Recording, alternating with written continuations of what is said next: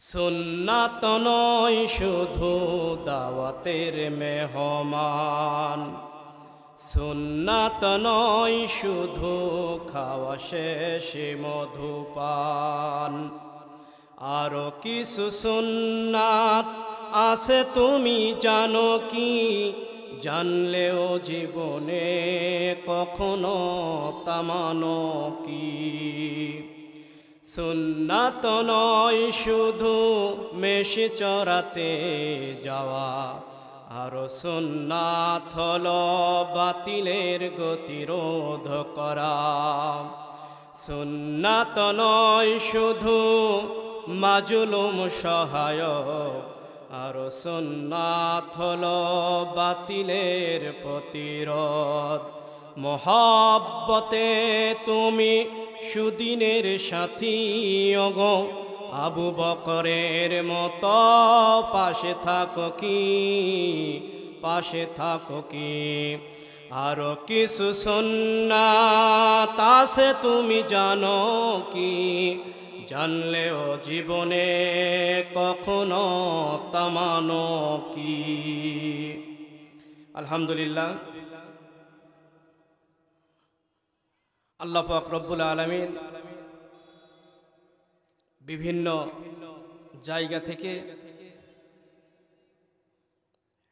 কিছু সংখ্যক মানুষকে কোরআনের মাহফিলে এসে বসার মতো তৌফিক দান করেছেন। এই জন্য আমরা অন্তরস্থল থেকে শুকরিয়া আদায় করছি, আলহামদুলিল্লাহ। দরুদ এবং সালাম পেশ করছি মানবতার মুক্তির দূত হুজুরে আকরাম নবী মুকাররম শাফিল মুজনবিন রাহমাতুল্লিল আলামিনের প্রতি পড়ছি সাল্লাল্লাহু আলাইহি ওয়াসাল্লাম। সম্মানিত উপস্থিতি, আল্লাহ পাক সুবহানাহু ওয়া তাআলা আমাদেরকে পৃথিবীতে পাঠিয়েছেন যেমনই ভাবে আদম আলাইহিস সালাম থেকে শুরু করে আমাদের আগের মানুষগুলোকে যেরকম ভাবে পাঠিয়েছিলেন।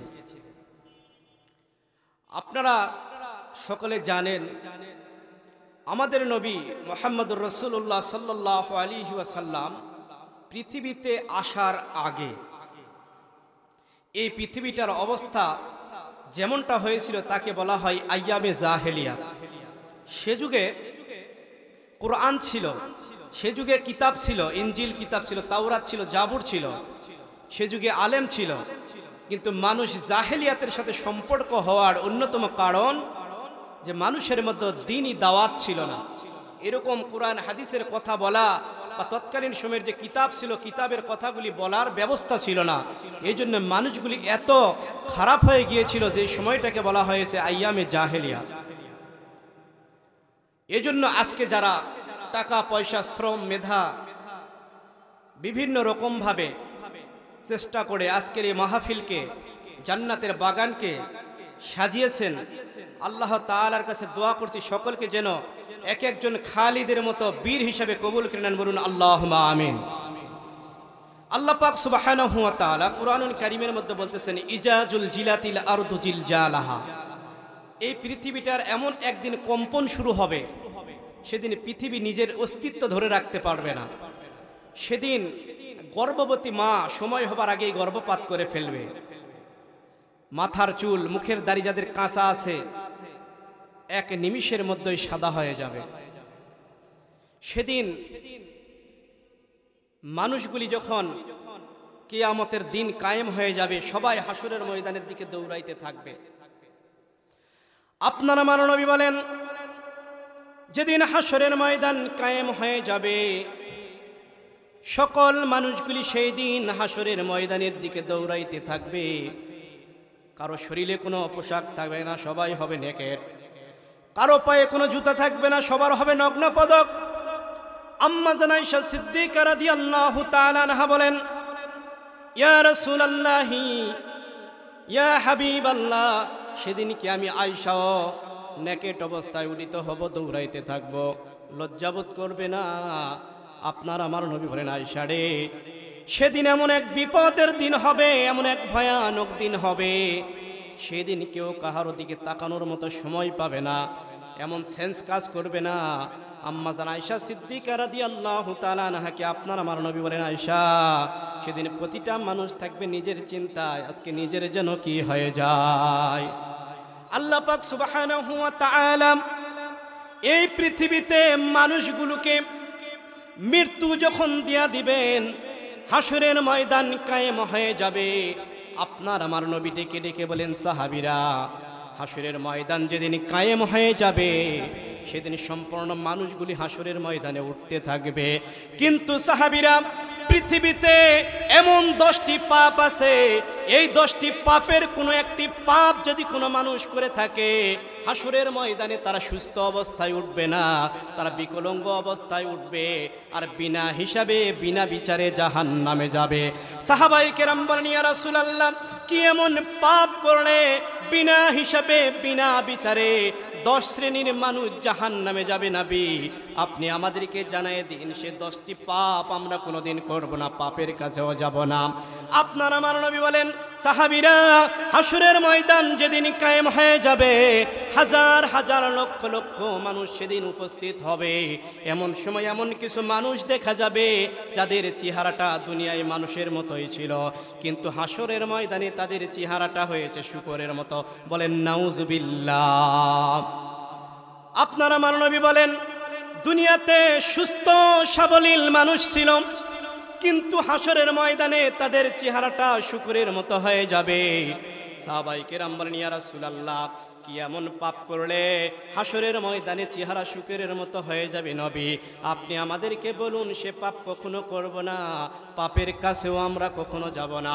আপনার আমার নবী বলেন, হে সাহাবারা, পৃথিবীতে আল্লাহ পাক রব্বুল আলামিন মানুষকে যে সম্পদ দিয়েছেন, এই সম্পদে তারা খুশি না হয়ে যখন তারা সুদের সাথে আর ঘুষের সাথে সম্পর্ক তৈরি করবে, ওই সমস্ত মানুষগুলি সুদ আর ঘুষের সাথে সম্পর্ক তৈরি করার কারণে হাসরের ময়দানে তারা মানুষ হিসেবে উঠবে না, তাদের চেহারা হবে শূকরের মতো।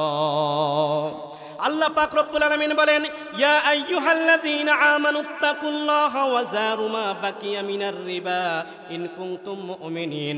আল্লাহ পাক রব্বুল আলামিন বলেন, হে পৃথিবীর মানুষ, তোমরা যদি ঈমানের দাবি করে থাকো, তোমরা কখনো সুদের কাছে যেও না, ঘুষের কাছে যেও না। যদি সুদ আর ঘুষের কাছে তোমরা যাও, তোমরা কখনো মুমিন হতে পারবা না। আপনার আমার নবী বলেন, যদি কোনো ব্যক্তি 1 জাররা পরিমাণ টাকাও সুদের খেয়ে থাকে, তার আমলনামায় 70 প্রকার পাপ লেখা হয়। সর্বপ্রথম পাপ যেটা, সেটা হলো আল্লাহ এবং নবীদের সাথে যুদ্ধ ঘোষণা করার মতো পাপ। আর সর্বশেষ পাপ যেটা, নিজের জন্মদানকারিণী মায়ের সাথে 36 থেকে 42 বার জিনা করার পাপ লেখা হয়। বলেন নাউজুবিল্লাহ। আজকে এই জামালপুরের অবিবাহিত একটা পুরুষ, অবিবাহিত একটা মেয়ে যদি তারা জিনা করে, তারা মেলামেশা করে, জামালপুরের মানুষ একত্রিত হয়ে যাবে, তাদের জন্য বিচার করার জন্য প্রস্তুতি নেবে, ডোররা নিক্ষেপ করবে, এলাকা থেকে তাড়িয়ে দেবে। এরকম সমালোচনা বিভিন্ন জায়গায় হবে। কিন্তু মুসলমান লক্ষণীয় বিষয়, যে সমস্ত মানুষ 1 টাকা সুদ খায়, নিজের জন্মদানকারিণী মায়ের সাথে 36 থেকে 42 বার জিনা করতেছে, এই পাপের বিচার আজকে বাংলাদেশে নাই। বলেন ঠিক কিনা? মুসলমান ভাইয়েরা রে আমার, এই জন্য যারা সুদ খাবে, যারা ঘুষ খাবে, তারা হাসরের ময়দানে মানুষ হয়ে উঠবে না, তাদের চেহারা হবে শূকরের মতো। আপনার আমার নবী বলেন, হে সাহাবীরা, দ্বিতীয় নাম্বারে এমন কিছু মানুষ দেখা যাবে যাদের চেহারাটা হবে বানরের মতো। সাহাবায়ে কেরাম বলেন, ইয়া রাসূলুল্লাহ, কি এমন পাপ করলে হাসরের ময়দানে সুস্থ মানুষ বানরের মতো হয়ে যাবে গো নবী? আপনি আমাদেরকে জানিয়ে দিন। আপনার আমার নবী বলেন, হে সাহাবীরা, যে সমস্ত মানুষগুলি দুনিয়াতে সব সময় পরনিন্দার সাথে ব্যস্ত থাকে, গীবতের সাথে ব্যস্ত থাকে, এই সমস্ত মানুষগুলি হাসরের ময়দানে তারা যখন উঠবে, তারা বানরের চেহারায় উঠবে, মানুষ হিসাবে উঠবে না। আল্লাহ পাক রব্বুল আলামিন বলেন, ওয়া কুন্না নাখুদু মাআল খাইদিন। আল্লাহ পাক রব্বুল আলামিন সূরা মুদ্দাসসিরের মধ্যে বলেন, যে সমস্ত মানুষ মানুষের কথা নিয়ে তালাতালি করে, মানুষের কথা নিয়ে গীবত করে, পরনিন্দা করে, তাদের থাকার জায়গা জাহান্নামে সাকার নামক স্থানে। বলেন নাউজুবিল্লাহ। আজকে দেখা যায় মানুষের মধ্যে গীবতের যে চর্চা এটা সবচাইতে বেশি হয়, এমনকি রাষ্ট্রীয়ভাবেও গীবত শিক্ষা দেওয়া হয়। একজন ব্যক্তি আরেকজন ব্যক্তির কাছে যখনই বসে যায় তখনই তারা অন্যের সমালোচনা করে, কিন্তু মনে রাখতে হবে আপনি আর আমি যখন অন্য একজনের সমালোচনা করতেছি, আমি যখন চলে যাব ওই ব্যক্তি আরেকজন মিলে আমার সমালোচনা করবে। বলেন ঠিক কি না? এই জন্য গীবত করা যাবে না। যদি কোনো ব্যক্তি গীবত করে হাসরের ময়দানে তারা বানরের চেহারা নিয়ে উঠবে। আপনারা আমার নবী বলতেছেন, হে ফেরেশতারা, তৃতীয় নম্বরে এমন কিছু মানুষ দেখা যাবে যারা পৃথিবীতে সুস্থ সাবলীল মানুষ ছিল, কিন্তু হাসরের ময়দানে যখন তারা উঠবে তখন তাদের হাত পা থাকবে না, কাটা অবস্থায় উঠবে। আপনারা আমার নবীকে সাহাবায়ে কেরাম বলেন, ইয়া রাসূলুল্লাহ, কি এমন পাপ করলে গো নবী সুস্থ মানুষ হাসরের ময়দানে হাত আর পা থাকবে না? সে পাপের কথা বলুন, সে পাপ কখনো করব না, পাপের কাছেও আমরা যাব না। আপনারা আমার নবী বলেন, হে সাহাবীরা, এই পাপটি হলো দুনিয়ার সবচাইতে কঠিন পাপ। এইটা হলো যেই সমস্ত মানুষ নিজের আব্বা আম্মাকে বাস্তব জীবনে পেয়ে গেল, হায়াতের জীবনে পেয়ে গেল, কিন্তু তাদের খেদমত করলো না। নিজের হাত এবং পা দ্বারা যদি মা এবং বাবাকে কোনোদিন আঘাত করে থাকে, ওই সমস্ত মানুষ যেদিন হাসরের ময়দানে উঠবে সেদিন তারা বিকলাঙ্গ অবস্থায় উঠবে, হাত আর পা থাকবে না। আল্লাহ তাআলা বলেন, ওয়াকদা রব্বুকা আল্লা তা'বুদু ইল্লা ইয়াহু ওয়া বিল ওয়ালিদাইনি ইহসানা। আল্লাহ তাআলা বলেন, হে পৃথিবীর মানুষ সম্প্রদায়, ভালো করে শুনে রাখো, জেনে রাখো, যেদিন তোমাদেরকে হাসরের ময়দানে উঠানো হবে সেই দিন তোমরা যদি মা বাবাকে আক্রমণ করে থাকো, হাত পা বিকলাঙ্গ হবে। কারণ কি জানো নাকি? এই আয়াতের অর্থ হলো ওয়াকদা রব্বুকা আল্লা তা'বুদু ইল্লা ইয়াহু ওয়া বিল ওয়ালিদাইনি ইহসানা। হে পৃথিবীর মানুষ, একমাত্র আল্লাহর হুকুম মেনে চলা, আল্লাহর ইবাদত করা তোমাদের জন্য ফরজ, মা বাপের খেদমত করা তোমাদের জন্য ফরজ। মা বাবা যদি কখনো কোনো কথা বলে, সব কথা মানা ফরজ নয়, কিন্তু খেদমত করা ফরজ। কারণ আল্লাহ পাক রব্বুল আলামিন ইব্রাহিম আলাইহিস সালামকে যখন দুনিয়াতে পাঠিয়েছিলেন, তার বাবা তাকে বলেছিল, যাও মূর্তি পূজা করো, মূর্তির কাছে মাথা নত করো। যদি মা বাবার কথা মানা ফরজ হইতো জাতির পিতা ইব্রাহিম আলাইহিস সালাম তাহলে আল্লাহর নবী হতে পারতেন না। মুসলমান ভাইরা রে আমার, যেই সমস্ত মানুষ মা এবং বাবাকে পেয়েছি তারা যেন মা বাবার খেদমত করতে পারি। আল্লাহ পাক রব্বুল আলামিন যেন সকলকে কবুল করে। বলুন আল্লাহুম্মা আমিন। আপনারা আমার নবী বলতেছেন, হে সাহাবারা, 4 নম্বরে হাসরের ময়দানে এমন কিছু মানুষ দেখা যাবে যাদের শরীরের মধ্যে আগুনের পোশাক থাকবে। সাহাবায়ে কেরাম বলেন, ইয়া রাসূলুল্লাহ, কি এমন পাপ করলে গো নবী আগুনের পোশাক হাসরের ময়দানে পরিহিত অবস্থায় থাকব?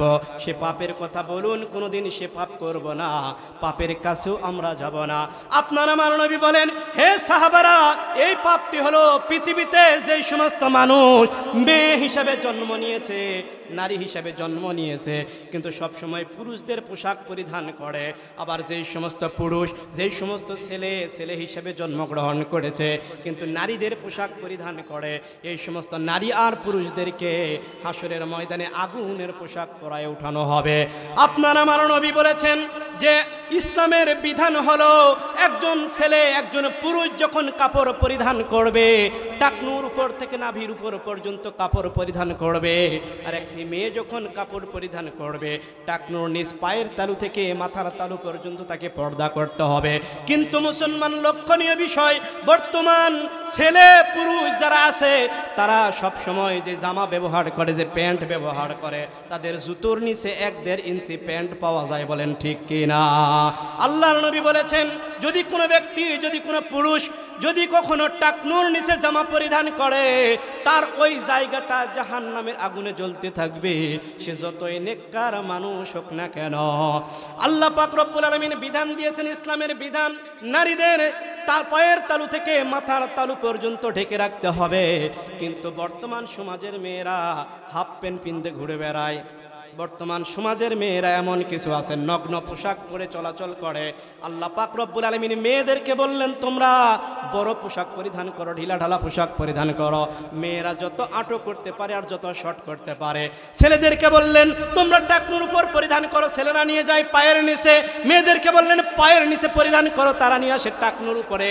বর্তমান পেলাজু নামক যে জামা নেমেছে, এইটা তো জামা নয়, এটা জামা নামের কলঙ্ক, বলেন ঠিক কিনা?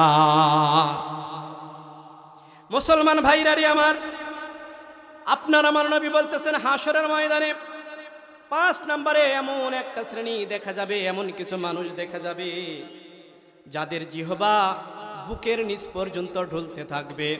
সাহাবায়ে কেরাম বলেন ইয়া রাসূলুল্লাহ, কি এমন পাপ করলে গো নবী মানুষের জিহবা মুখের ভিতর থেকে এত বড় হয়ে যাবে যে তাদের বুকের মধ্যে পেটের মধ্যে পর্যন্ত ঢুলতে থাকবে? কি এমন পাপ আমাদেরকে বলুন। সে পাপ কখনো করব না, সে পাপের কাছেও কখনো যাব না। আপনার আমার নবী বলেন হে সাহাবারা, তারা হলো ওই সমস্ত মানুষ যে মানুষগুলো পৃথিবীতে আল্লাহ পাক রব্বুল আলামিন তাদেরকে সম্পদ দিয়েছিল, কিন্তু তারা সফলভাবে বন্টন না করে ওয়ারিসদের হক নষ্ট করেছে। এখন অনেক মানুষ আছে যারা তাদের প্রাপ্য সম্পদ তাদেরকে বুঝে দেয় না, যারা প্রাপ্য সম্পদ পাবে তাদেরকে বুঝে দেওয়া হয় না। আল্লাহ রসুল সাল্লাল্লাহু আলাইহি ওয়াসাল্লাম বলেন এই সমস্ত মানুষ ওয়ারিসদেরকে ফাঁকি দেওয়ার কারণে তাদের জিহবা নাভি পর্যন্ত চলে আসবে, বুক পর্যন্ত চলে আসবে, ঢলতে থাকবে। মুসলমান ভাইরা, লক্ষণীয় বিষয়, এখন বর্তমানে এমন কিছু মানুষ যারা বাইতুল্লাহ তাওয়াফ করতে যায়, হজ করতে যায়, হাজি হওয়ার জন্য যায়, এসে আল হাজ নামের টাইটেল লেখে।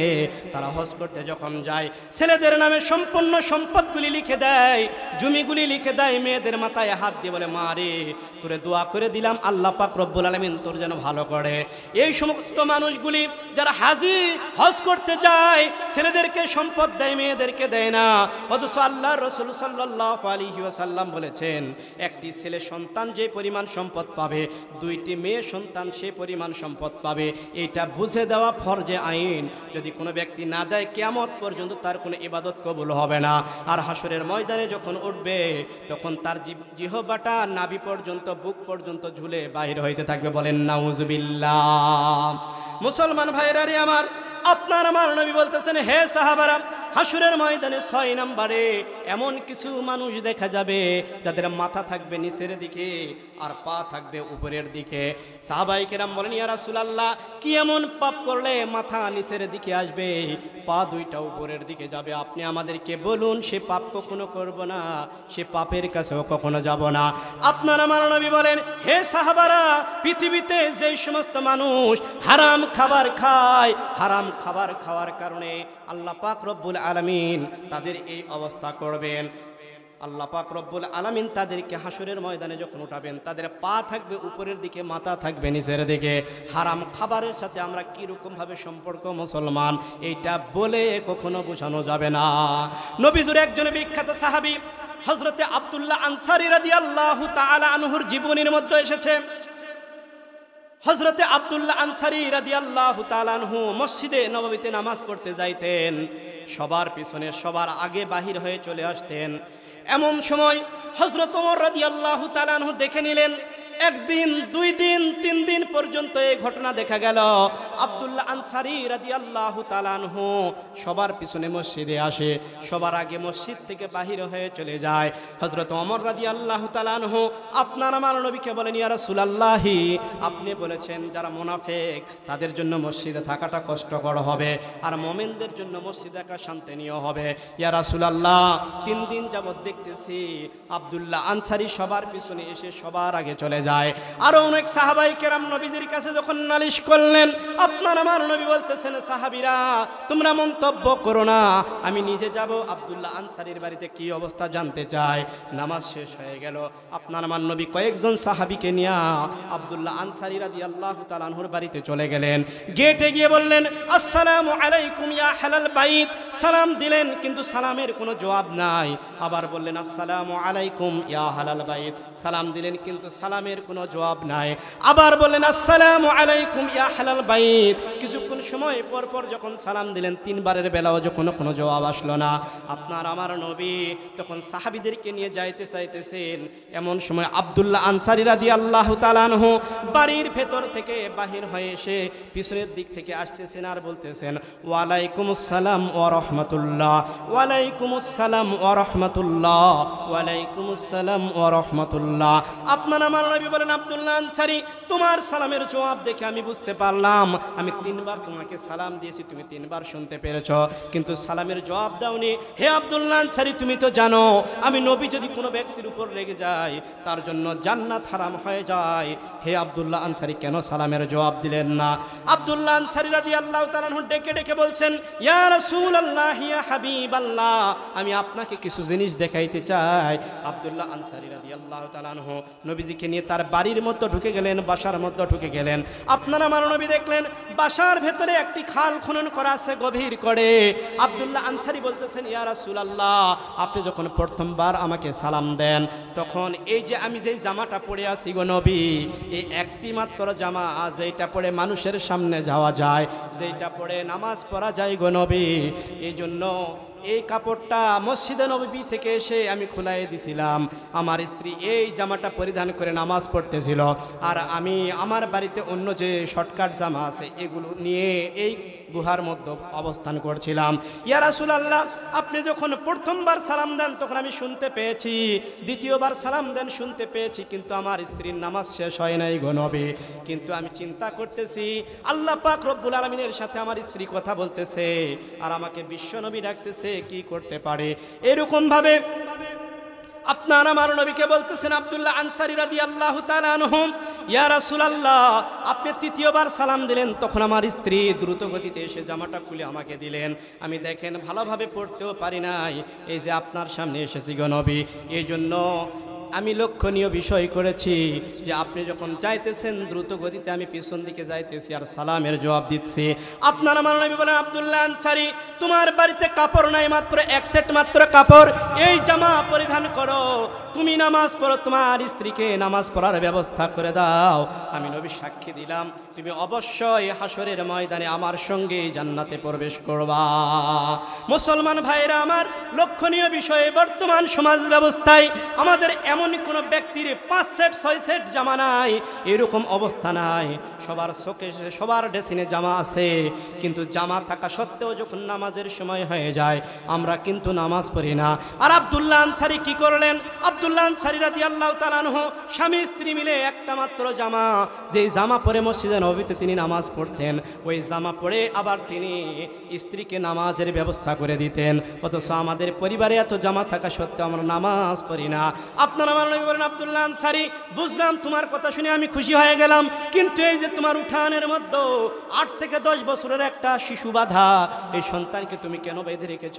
আব্দুল্লাহ আনসারী রাদিয়াল্লাহু তাআলা আনহু বলতেছে ইয়া রাসূলুল্লাহ, ইয়া হাবিবাল্লাহ, এই শিশুটি হলো আমার সন্তান। এই যে আপনি দেখতে পাচ্ছেন খেজুর গাছ, এই খেজুর গাছটা আমার নয়, এটা এক ইহুদির খেজুর গাছ। ইয়া রাসূলুল্লাহ, গাছটি বাঁকা হয়ে আমার বাড়ির সীমানার উপরে এসেছে, সেখান থেকে খেজুর পেকে টুকায়ে টুকায়ে পড়ে, আর ওইটা আমার সন্তান উঠায় নিয়ে খাইতে চায়। ইয়া রাসূলুল্লাহ, আপনি বলেছেন যদি কোনো ব্যক্তি হারাম খাবারকে নিজের শরীরটাকে গঠন করে ওই দেহ আল্লাহর জান্নাতের জন্য হারাম হয়ে যায়। ইয়া রাসূলুল্লাহ, আমার সম্পদ নাই, খেজুরের গাছ নাই, এই জন্য ইহুদির খেজুর খাওয়ার কারণে যদি আমার সন্তানের সম্পদটা হারাম দিয়ে গঠন হয়ে যায়, আমার সন্তানের জন্য জান্নাত হারাম হয়ে যায়। ইয়া রাসূলুল্লাহ, এই জন্য আমার সন্তানটাকে আমি বাঁধায় রাখছি গো নবী। বলুন না সুবহানাল্লাহ। আর আমরা কি করি? এখানে যদি রাস্তায় এখনই 500 টাকা থাকে, 2 মিনিট পর ঘুরে গিয়ে পাবেন না, এটা তো অনেক বড় কথা। যদি আপনি মাঠের মধ্যে একটা পেঁপের গাছ লাগান আর গাছের মধ্যে যদি কিছু পেঁপে ধরে আর আপনি যদি বাড়িতে থাকেন, কোন দিন যেন পেঁপেগুলি কে নিয়ে যাবে আপনি বুঝতেও পারবেন না, কোন আল্লাহর বান্দা নিয়ে গেছে।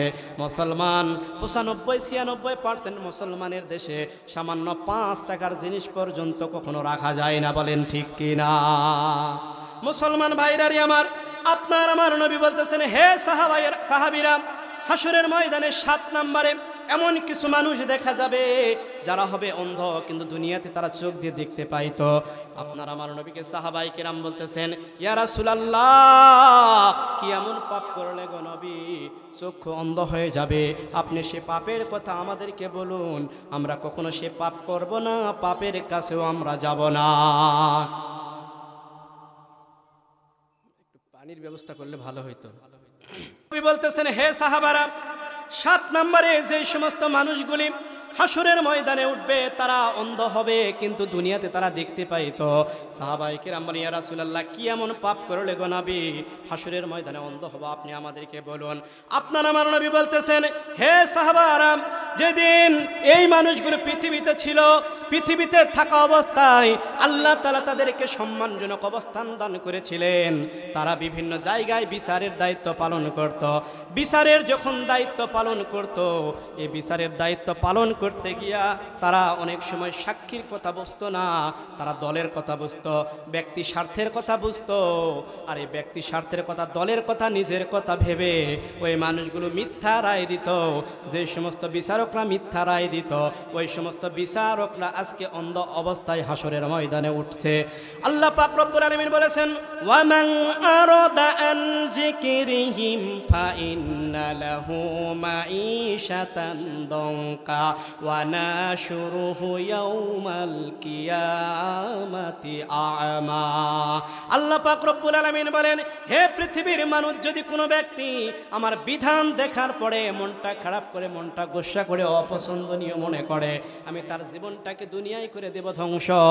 আর হাসরের ময়দানে যখন উঠবে তখন তাকে আমি অন্ধ অবস্থায় উঠাবো। বলুন নাউজুবিল্লাহ। বাংলাদেশের বিভিন্ন জায়গায় আমরা দেখেছি বিচারকদের অবস্থা। আল্লামা সাইদি রহমাতুল্লাহি আলাইকে মিথ্যা ধর্ষণের অপবাদ দিয়া যখন তাকে জেলখানার মধ্যে বন্দী করা হয়েছিল, যে জজগুলি তাদের বিচারের রায় দিয়েছিল, তাদের অবস্থা আজকে তাকিয়ে দেখুন, বাংলাদেশে থাকা তাদের ভাগ্য হয় না। বিচারক কালামানিকের অবস্থা তো অনেকেই দেখেছেন, বলেন ঠিক কিনা?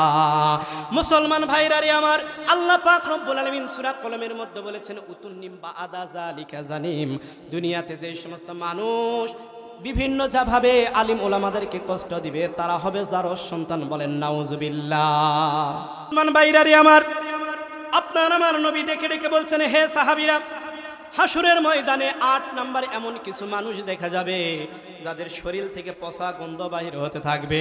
সাহাবায়ে কেরাম বলেন, ইয়া রাসূলুল্লাহ, কি এমন পাপ করলে শরীর থেকে পচা গন্ধ বাহির হবে গো নবী, আপনি আমাদেরকে বলুন। আপনার আমার নবী বলেন, হে সাহাবীরা, তারা হলো ওই সমস্ত মানুষ যাদের নিজের স্ত্রী থাকার পর অন্য মেয়েদের সাথে জেনা করত। ওই সমস্ত মেয়ে যারা নিজের স্বামী থাকা সত্ত্বেও অন্য পুরুষদের সাথে জেনা করত, এই জেনাকারদের শরীর থেকে সেই দিনে পচনশীল গন্ধ ছড়াতে থাকবে। বলেন নাউজুবিল্লাহ। মুসলমান ভাইরা রে আমার, বর্তমান জেনাটাকে রাষ্ট্রীয়ভাবে প্রতিষ্ঠিত করা হচ্ছে। এই জেনা রাষ্ট্রীয়ভাবে শিক্ষা দেওয়া হচ্ছে। 14ই ফেব্রুয়ারি যখন আসে, একজন ছেলে আরেকজন মেয়ের হাত ধরে যখন ঘোরাঘুরি করে, বাংলাদেশ সরকার এর জন্য কোনো ব্যবস্থা নেয় না, বরং এই দিনটাকে ভালোবাসা দিবস হিসেবে আখ্যায়িত করেছে। বলেন নাউজুবিল্লাহ। ইসলামে কোনো ভালোবাসার দিবস লাগে না। ইসলামের ভালোবাসার প্রতিটা সময়, সব সময় মায়ের প্রতি সন্তানের ভালোবাসা, বাবার প্রতি সন্তানের ভালোবাসা, স্বামীর প্রতি স্ত্রীর ভালোবাসা, ভাইয়ের প্রতি বোনের ভালোবাসা, এই ভালোবাসা সব সময় থাকবে। আর এইটাকে যারা নষ্ট করে দিতে চায়, ওই সমস্ত রাম আর বামরা এটা তৈরি করেছে। বলেন নাউজুবিল্লাহ।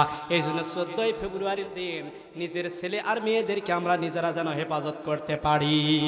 মুসলমান ভাইয়েরা রে আমার, স্কুলের নামে, কোচিংয়ের নামে ছেলে মেয়েগুলি যখন চলে যায়, কি করে, কোথায় থাকে, পিতামাতা এটার খোঁজ রাখে না, মা বাবা খোঁজ রাখে না। ওই সমস্ত সন্তানরা যায় আর মোবাইল নিয়ে ব্যস্ত হয়ে যায়।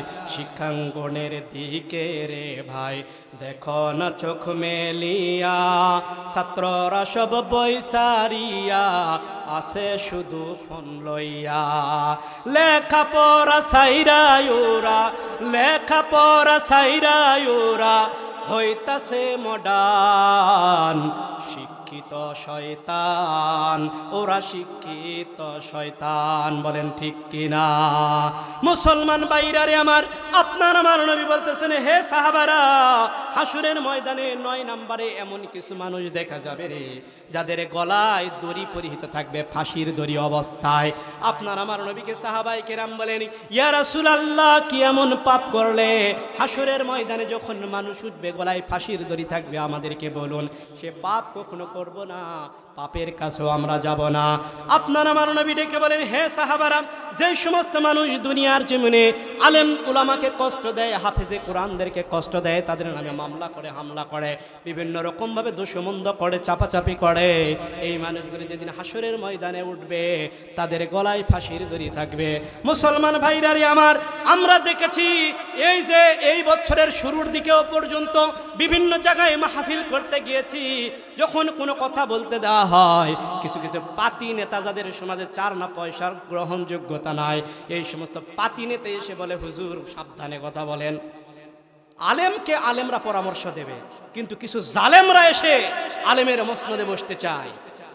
তারা প্যান্ডেল করে, পোস্টার করে, যখন মানুষ জামায়াত করতে পারে না, তখন কি করে? কোরআনের মাহফিলে এসে তাদেরকে দেখা যায় বক্তৃতা দিতে শুরু করে। আমাদের খেতলালে একজন ব্যক্তি ছিলেন খলিলুর রহমান সর্দার। আমি খলিশাগাড়িতে একবার প্রোগ্রামে গেছি, দ্বিতীয় বক্তা আলোচনা করতেছে, সে সময় সে আসলো, আসার পর সে বক্তব্য দিবে, সে বক্তব্য দিতেছে 15-20 মিনিটও তার বক্তব্য শেষ হয় না। জনগণ কি তার বক্তব্য শোনার জন্য আসে? আলেমদের ফোকাস করে, আলেমদের নাম ব্যবহার করে, এই সমস্ত জালিয়াতি করতে আর দেওয়া যাবে না, এটা বন্ধ করতে হবে। আল্লাহ পাক সুবহানাহু ওয়া তাআলা বিশ্ববাসীকে জানাইতেছেন, পৃথিবীর মধ্যে সবচাইতে সম্মানজনক মানুষ যারা, আল্লাহ তাআলাকে যারা ভয় করে, তারা হলো আলেম। নবী সাল্লাল্লাহু আলাইহি সাল্লাম বলতেছেন, ক্বালা রাসূলুল্লাহি সাল্লাল্লাহু আলাইহি ওয়াসাল্লাম, খৈরুল খিয়ারে খিয়ারুল উলামা ওয়া শাররুল শিরারে শিরারুল উলামা। পৃথিবীতে যে সমস্ত আলিম আছে তাদের মধ্যে 2টা দল আছে। একটা দল তারা সব সময় রাষ্ট্রের পক্ষ থেকে হাদিয়া তোহফা পাবে, একটা দল তারা সব সময় রাষ্ট্রের পক্ষ থেকে পুরস্কার পাবে, আর একটা দল সব সময় তারা বিভিন্ন রকমভাবে নির্যাতিত হতে থাকবে। আমরাও দেখেছি বাংলাদেশের রাজপথে যখন বিভিন্ন রকম আন্দোলন হয়েছিল, বাংলাদেশের বিভিন্ন জায়গায় যখন বিভিন্ন রকম কথা হয়েছিল, রাষ্ট্র সরকার বাংলাদেশের বিভিন্ন আলেমকে জেলখানার মধ্যে বন্দী করেছিল। আর সেই সময়ও কিছু আলেমকে আমরা দেখেছি রাষ্ট্রের পক্ষ থেকে হাদিয়া তোহফা পায়, যেমন ডক্টর কফিলউদ্দিন সালেহী, যেরকম শলাকিয়া ঈদগার ইমাম ফরিদউদ্দিন মাসুদ, এরা সব সময় রাষ্ট্রের পক্ষ থেকে হাদিয়া তোহফা পায়। কিন্তু এমন কিছু মানুষ, আমির হামজার মতো একজন ব্যক্তি 3 বছর মিথ্যা মামলায় জেলখানার মধ্যে বন্দী থাকলো, এর বিচার কোথায় হবে? হাসরের ময়দানে কিন্তু একদিন পাওয়া যাবে, বলেন ঠিক কিনা? এজন্য বলতে চাই, যে সমস্ত মানুষ আলিম ওলামাদের বিরুদ্ধাচারণ করবে, হাফেজে কোরআনদের সাথে বিরুদ্ধাচারণ করবে, শত্রুতা করবে, তারা যখন হাসরের ময়দানে উঠবে তাদের গলায় ফাঁসির দড়ি থাকবে, বলেন নাউজুবিল্লাহ। মুসলমান ভাইরারে আমার, আপনার আমার নবী বলতেছেন, হাসরের ময়দানে 10 নম্বরে এমন কিছু মানুষ দেখা যাবে রে সাহাবীরা, যে সমস্ত মানুষগুলি বোবা হবে, কথা বলতে পারবে না, কিন্তু দুনিয়ায় তারা কথা বলতে পারতেন। আপনার আমার নবীকে সাহাবায়ে কেরাম বললেন, ইয়া রাসূলুল্লাহ, ইয়া হাবিবাল্লাহ, কি এমন পাপ করলে হাসরের ময়দানে একজন ভালো মানুষ বোবা হয়ে যাবে গো নবী? আপনি আমাদেরকে বলুন, সে পাপ করব না, পাপের কাছেও আমরা কখনো যাব না। আপনার আমার নবী বলেন, হে সাহাবারা, তারা পৃথিবীর ওই সমস্ত মানুষ যারা বিভিন্ন রকম সময় যারা নেশার সাথে সম্পৃক্ত হয়ে যায়। মুসলমান ভাইরারে আমার, এখন আমরা যদি লক্ষ্য করি তাহলে দেখব 100 জনের মধ্যে 40-50 জন মানুষ নেশার সাথে সম্পৃক্ত। কেউ দেখেন আপনি গাঁজা খায় শুকনা নেশা, কেউ তারি খায় ভেজা নেশা, আবার দেখা যায় কোনো ব্যক্তি যারা বিড়ি খায় তাদেরকেও আমরা এইরকম করে, এই যে তামাক দিয়ে বিড়ি তৈরি হয়, এই তামাক দিয়ে আবার জর্দা বানানো হয়, এমন কিছু মানুষ পানের মধ্যে দিয়ে খেয়ে নেয়। ওয়াল্লাহি, আল্লাহর কসম, এগুলো হলো হারাম। আর হারাম খাবার খেয়ে দেহ গঠন করলে কখনো জান্নাতে যাওয়ার আশা করা যায় না। একটু জিকির করি, লা ইলাহা